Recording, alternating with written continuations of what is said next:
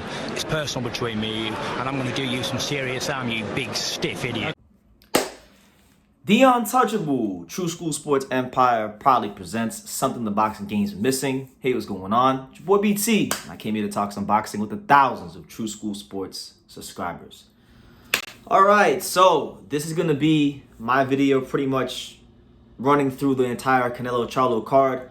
Pay attention to the timestamps for the fight you want to hear me talk about. So we'll start with the co-main event because the co-main event caused a lot of stir between Erickson Lubin and Jesus Ramos. And I gotta say, this is a fight that I was very interested in coming into the fight because when you look at what Jesus Ramos brings to the table and what Lubin's fought in the past, I don't think Lubin had ever fought a guy like who had Ramos' combination of youth, power, stamina, durability, and boxing skills. You know, because he's got underrated boxing skills and he's very defensively responsible, but he doesn't get credit for that because aggressive Mexican fighters generally don't get their reputation for being defensive fighters. Just how it goes in boxing.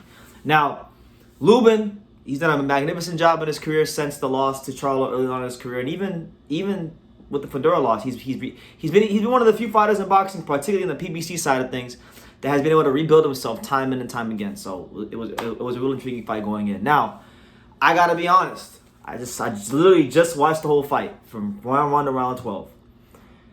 And I was fair. I was being fair. This is one of the most ridiculous robberies I've seen in a long time. Now, I'm not going to discredit Lubin. I feel like Lubin, you know, did he box well throughout the 12 rounds of the fight? Yes. However, in a lot of the rounds where he boxed well, and a lot of these rounds that were kind of close, he'd normally give up the round in the second half of the fight because he would rest on the ropes and he would allow Jesus Ramos to get on top of him. And mind you, Ramos is quick, he's naturally bigger, and he was placing body shots coming around the guard consistently. And, you know, I thought the body work and the body shots of Ramos were magnificent this fight. And he did a great job of fighting inside. And as the fight wore on and he got more comfortable, he was actually able to be right in front of Lubin and out-slick him, change levels, and just kind of out-slick him. So, did Lubin box a bad fight? No, he didn't. I thought he boxed a pretty good fight for the 12 rounds. But was it a close fight? And was it a fight he could have won? No, absolutely not. I thought Jesus Ramos won 9 rounds. I scored at 9 rounds to 3 in favor of Jesus Ramos. It's a shame that PBC and Al Heyman and the fine folks there and the judges as well, that they allowed one of their only top young talents in boxing to get robbed like this. Disgusting. Because there's a lot of PBC fighters that really are not fighting the top guys, and they're not really being moved properly, and they're not being really moved at all. They fight one time, they go on vacation for 18 months, and then we'll see them later on. But Ramos has been one of the few guys who's been pounding that pavement, being good opposition. He beat Brian Mendoza, he's beaten Javier Molina, Vladimir Hernandez, Lucas Santamaria, Joey Spencer. He's got a lot of substance to his resume and his boxing style. But what I suspect is that this fight, and why they gave it to Lubin, was it's business as usual. Like, boxing is a business masqueraded as a sport. And the reality is, Erickson Lubin has had millions of dollars pumped into his career. You got to remember, Erickson Lubin fought as the co-main event on the Yordenis Garcia, Keith Thurman undercard. That was on network television. You know, he's headlined numerous amounts of cards PBC. So he's had a lot of money pumped into his career, and PBC wants a return on the investment. So that's why I thought he got the decision, because more money's been behind him in his career than Jesus Ramos. That's just the harsh, cruel reality I have to accept as a fight fan. Now, where does Lubin go from here? I think Lubin winds up probably fighting the winner of he's in the running. So I see a couple situations. I see 3 situations for Erickson Lubin. I'll give them all to you. He could fight the winner of Tim Tszyu versus Brian Mendoza. That could be a good fight. After what I saw, he needs to start sitting down on some punches, because I saw a very tentative Lubin in the fight. He boxed well, and he was throwing some nice triple jabs and double jabs every now and then, but when it came time to really fight, the moments were too far and few between, And I think a lot of the punches he was throwing were being blocked and parried by Ramos, right? So he's going to have his hands full with either one of those guys. But the Tszyu Mendoza winner is one of the options. The second option I could definitely see for him is an Errol Spence fight, because Errol Spence is probably going to go with the 54. Maybe if him and Crawford don't fight, that winds up being his introduction fight to 154, right? And then the two other possibilities I could see is Canelo-Charlo rematch, because Jamel's going to need to win and try to get back in the win column, and Lubin wants to avenge that loss. So it'll be a good crossroads fight. It'll have some history. And if not that, the long shot out of the bunch, I could see Erickson Lubin maybe fighting an in-house fight at 160 with Elijah Garcia. That's his path for what he's gonna do. But he didn't win this fight. Jesus Ramos beat the brakes off of him.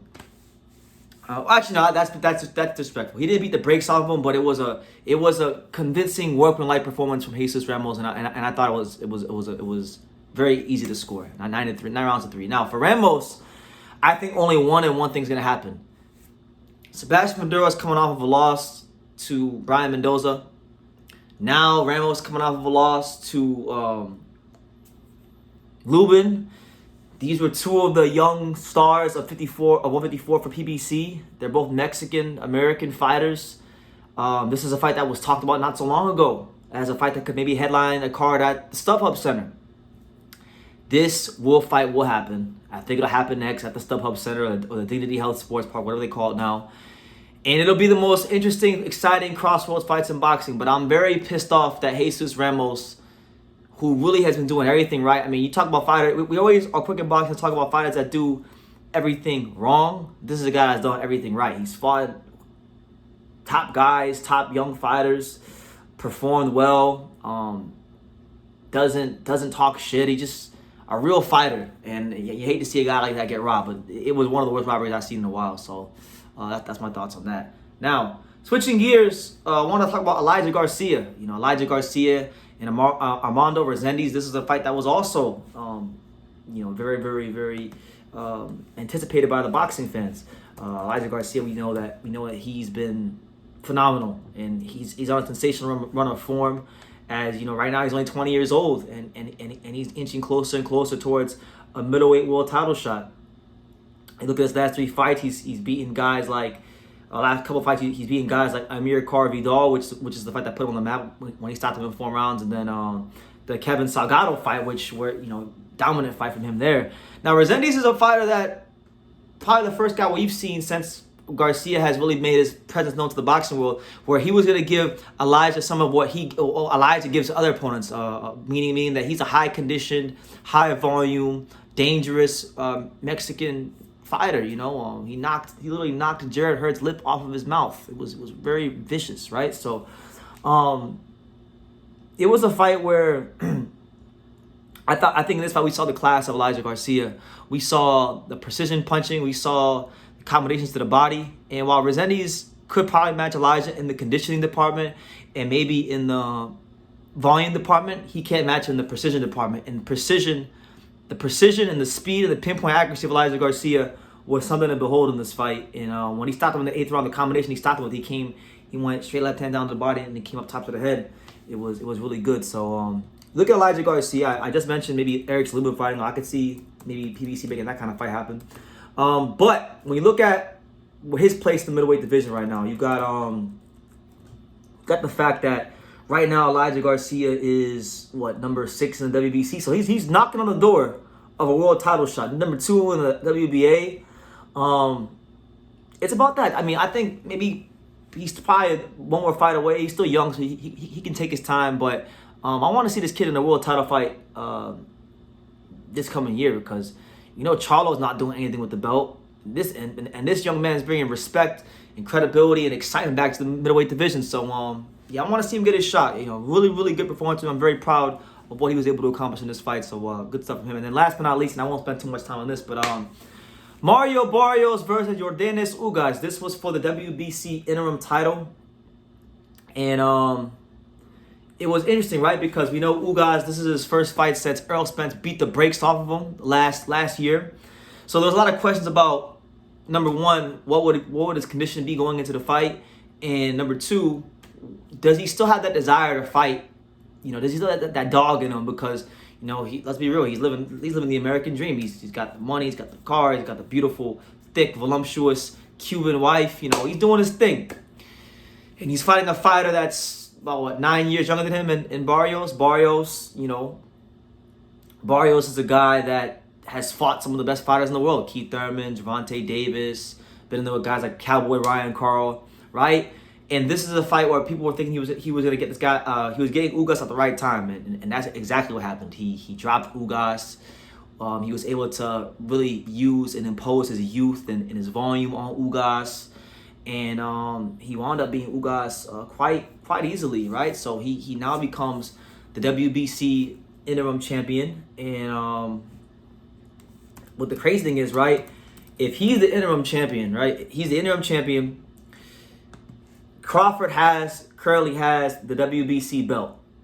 More than likely, Crawford is going to vacate because I don't think Crawford's going to fight Spence at 47, because Spence is not going to fight at 47 because Spence can make 47. Crawford is not going to fight Charlo because Charlo didn't try against Canelo and it's not enticing anymore. And he wants the Canelo fight, which is crazy as it sounds. So I don't think he's staying at 47. The belt's going to go vacant, or it's going to be vacated. And when it does, Mario Barrios will more than likely be your WBC welterweight world champion. Ain't that some shit? So it is what it is. As far as Ugas, that should really be like the last we see of him, because, you know, he's 37. I don't want to see Ugas stay around and be used as an opponent for these guys. We've already seen his best boxing in his career, and it's crazy how his career went, because he went from being a hyped up Cuban bronze medalist, then he lost an 8-rounder to a Miriam that people thought he was supposed to win. So then he was able to bust, lost a couple more fights after that. Then PBC started throwing him to the wolves, giving him tough fight, and he kept coming through him. Beat Brian Perella, stopped Ray Robinson. You know, lost to Sean Porter, but a lot of people thought he beat Sean Porter, right? And I thought he beat Sean Porter, right? So there's that. Got the Pacquiao fight on short notice, beat Pacquiao. So he went from underachiever to overachiever to now I feel like he's regressed back to, you know, where he is. He's just a good, solid fighter. Not a bad fighter, not an overrated fighter, and not a great fighter, but a guy that was competent enough to touch a world title and put together about 2 or 3 really good performances in his career in big fights. So shout out to him. He had a great career, but this should be the end of the road for him. So El Azteca, we're gonna have a Chicano Mexican American world champion more than likely. So we'll see what happens. You know, Mario Barrios, once they fully upgrade him, I mean, you got some interesting fights. If you just go through the WBC rankings, and maybe he could fight Alexis Rocha, who's fighting Giovanni Santillana if he comes to that. You got Jin Sasaki, who's a Japanese fighter that I know a lot of people have been hyping up. You got Adrian Broner still there at 15, so keep that in mind. Adrian Broner's fighting down here in Miami November 4th, so if he wins, you know, that could be a fight they look into. You got David Avanesyan, you got Mean Machine Kavalucha. So there's some decent little fights there for Mario Barrios. Josh Taylor, Sula Montezoko from other promotional companies. So yeah, as well as Jamal James. So we'll see how it goes. But those are my thoughts on the entire PBC undercard. And we're going to put the bow on Canelo-Charlo, because I made enough videos about Canelo-Charlo and the undercard. And, you know, it was a great event. Shout out to the fine folks at PBC and Al Heyman. We'll see what happens with Showtime Boxing in the near future. But yeah, let me know what you guys think. Leave your comments down below. Make sure you guys take the time to subscribe. And like I say in every single one of these videos, you can love me or you can hate me. But I'm just a kid from Daniel. So until next time, take care, guys. Thank you for watching another video on the untouchable True School Sports Empire. For more great boxing content just like this video, click right here and make sure you subscribe. Much love from sunny South Florida.